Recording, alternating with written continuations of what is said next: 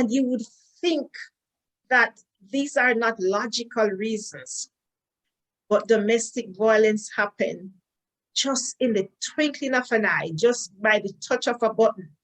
So I want to go a little further, Miss Isaacs, as we ask a few more questions and leave enough time for the audience to also talk about this topic.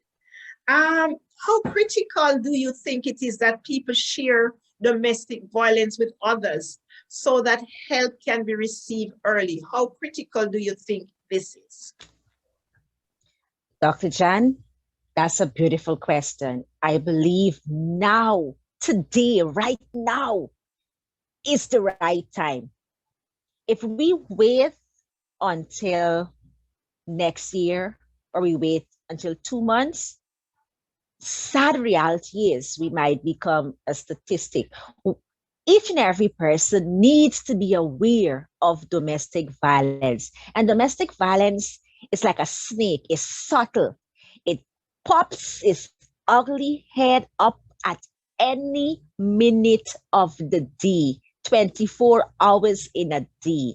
It shows its ugly head up, and it is no respecter of persons. So ladies on the call and gentlemen, now is the right time. And even if you were being abused, maybe your husband's a police officer, maybe a lawyer, doctor, nobody's exempted from it. We have to talk about domestic violence because for too long, Dr.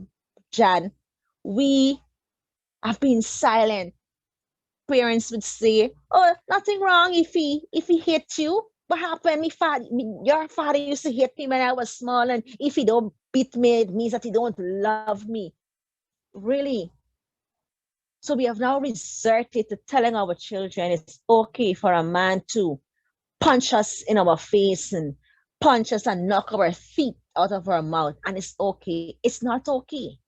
It is not okay. We have to talk about it. And if we see our spouse hitting at our mother, if I see my father hitting at my mother, I will tell him and I'm going to attack him because what he's doing is wrong and it's affecting me as an individual. Now is the time. Now is the time. Now is the time. As you talk, I start to think, does women also abuse men? Does men experience domestic abuse from women? That's a very interesting question.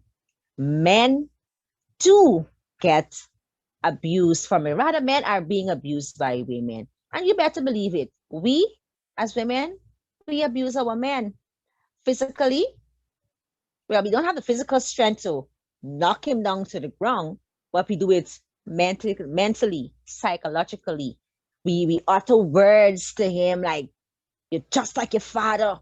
I don't know why you don't go and look after yourself. You just sit down by the car, you come by the corner, you're just drinking beers with the men them, you got no time with your family." And so after a while, the nagging, the Bible says that it is better to dwell on the housetop than to be in a house with a brawling woman, meaning that we as women sometimes nag. But maybe for many reasons. Maybe he's not doing what he's supposed to do as a man. But at the end of the day, it will provoke him in such a way because of the constant nagging and belittling. Belittling the man makes him feel less of a man. It breaks his self-esteem. And we know that men don't like that. So they want to be dominant, want to be in control. So they are going to resort to how they're feeling. And I can make reference to the pressure pot.